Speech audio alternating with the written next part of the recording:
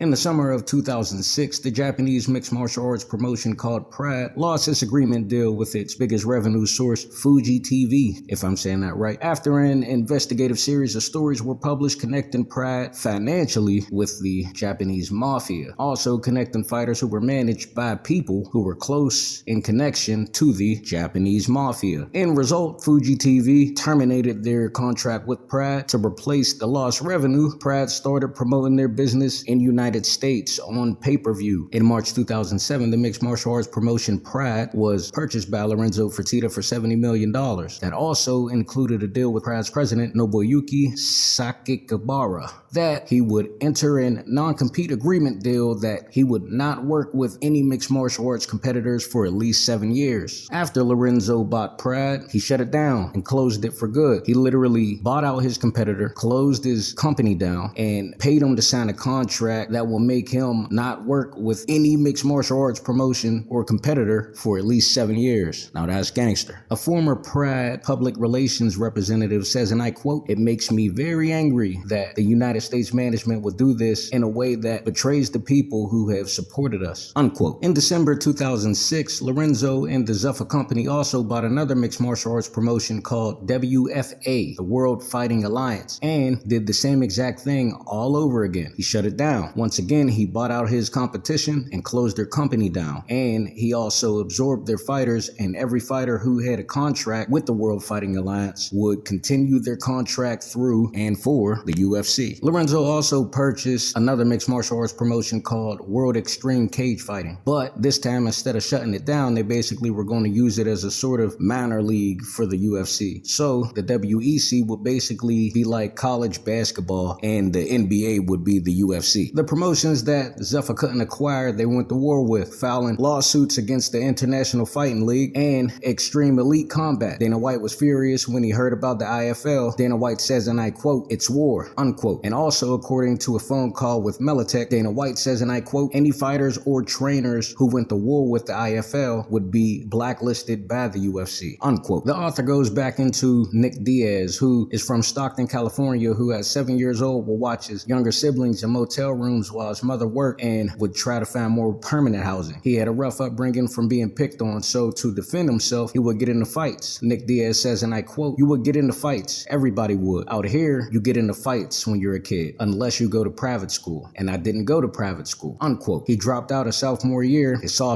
and earned his diploma through a continuation program. Nick began smoking cigarettes, marijuana, skateboarding, and listening to metal music. He had a weight bench in his backyard where he would also spar. He made a trip to Blockbuster and found an old UFC VHS tape. He became interested and started practicing jiu-jitsu moves from the tape. He started frequenting a mixed martial arts gym called Animal House in Lodi, California. He was introduced to Cesar Gracie, who taught jiu-jitsu to many of Animal House's professional fighters. He would train every day at the gym for about 2 hours and would do wind sprints and long runs across Lodi at 2 a.m. He would spar with adults and could hold his own. They nicknamed him the Problem Child. Nick Diaz says, and I quote, "I would come home and tell my friends like, yo, dude, I just tapped out a guy. He's buff. I'd be like, I could choke your dad out. You don't understand. I'm 14. I could whoop your dad's ass. I was fanatical about it," unquote. Steve Heath says, and I quote, "You stick Nick in a dark alley. I don't care who it is. You put 2 people in a dark alley and say only one guy comes out. That's what Nick was. That was his mentality," unquote. Cesar Gracie says, and I quote, "King's boxing gym pros would do good against them, but after a while they would get tired. And Nick's got a head full of rocks. You can't really hurt him. You hit him as hard as you can. He just looks at you like, and nobody there had ever seen anything like it in their entire lives," unquote. Nick's first professional fight was at Gold Country's Casino Resort in Oroville, California on August 31st, 2001. Before the fight, his opponent Mike Wick's teammates asked Nick Diaz if he would agree that both sides would go easy on each other since both were beginners and it was both their first professional fight. He agreed, and instead Wick charged him and hit Nick on the nose with the hardest punch that he could throw. All bets were off, and 3 minutes and 43 seconds later, Nick got him in a triangle choke and Mike tapped out. Nick got paid $700 and spent $400 on a 3 three-wheeled off-road bike Honda ATC 250R, drove it around, then put it up for sale a few weeks later. He felt it was immature, so he fully dedicated himself to training full-time. Cesar Gracie began acting as Nick's manager and trainer, charging 15% of his fight purse winnings from the fights he was booked. He won a championship in the IFC in Honolulu, then a second championship at a promotion called Extreme Cage Fighting. Nick's first loss was by Jeremy Jackson, and it was a knockout. He fought Jackson a second time, and Diaz won that fight. Then the UFC booked them both for a trilogy and had a third fight in which Nick Diaz won that with an armbar. And I believe it was the second round. That was the UFC's 44th event on September 26, 2003. In 2003, the UFC's standard entry-level contract was $2,000 to fight, $2,000 to win. So Nick would be making the same amount of money as he did at regional promotions. Nick Diaz knocked out Robbie Lawler at the UFC's 47th event. Nick Diaz says, and I quote, "I was meant to fight. I wasn't meant to do shit else. That's for sure." Unquote. Dana White wanted to get Nick Diaz on a television series,